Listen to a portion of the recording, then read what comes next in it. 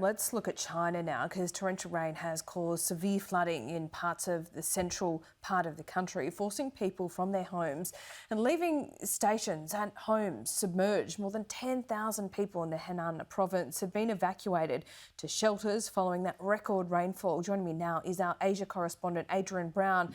Adrian, this is a dire situation for the people that live in that central part of China. What's the very latest there?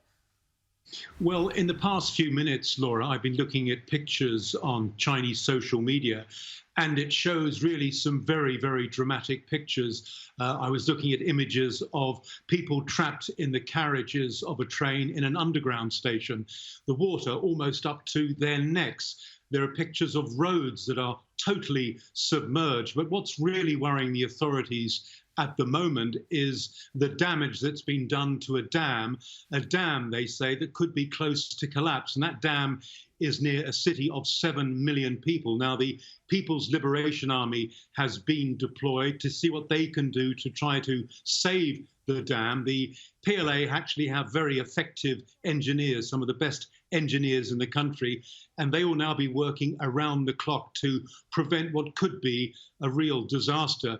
The number of people who've been evacuated has now risen actually from 10,000 to 100,000. Now, we traditionally get, bad weather like this every July and August in China, but in the past 24 hours, Henan province has received the amount of rain that it normally gets over a year. So a year's rainfall has fallen in the past 24 hours.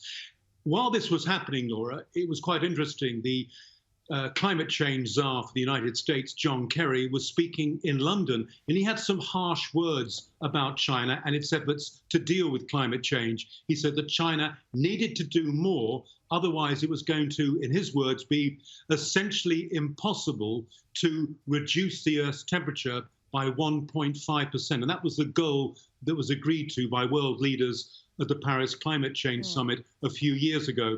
China, of course, is the world's largest polluter, but there is a paradox, Laura, because China also spends more on renewable energy, green technology, than just about any other country. When I lived in China, I'd go to remote parts of the country, and there you'd find solar panels on the rooftops of many, many homes. And of course, China burns a lot of coal. That's what causes so many of these high carbon emissions. And of course, a lot of that coal it imports from Australia. Indeed, it is quite a circle, if you like. Interesting to note as well that China, they have made big decisions in the last couple of months, but that's around Bitcoin mining, and that has sent Bitcoin markets and the cost of Bitcoin plummeting. It's almost halved in just a couple of weeks. But interesting you see this kind of event in central China. There's always a political aspect to these things, Adrian, climate change being one of those. But is China good at responding to these kinds of emergencies? Yeah, a good question. Actually, China is very good at responding to these types of emergencies. I covered the earthquake in Sichuan province in 2008, and China threw everything at that relief and rescue operation.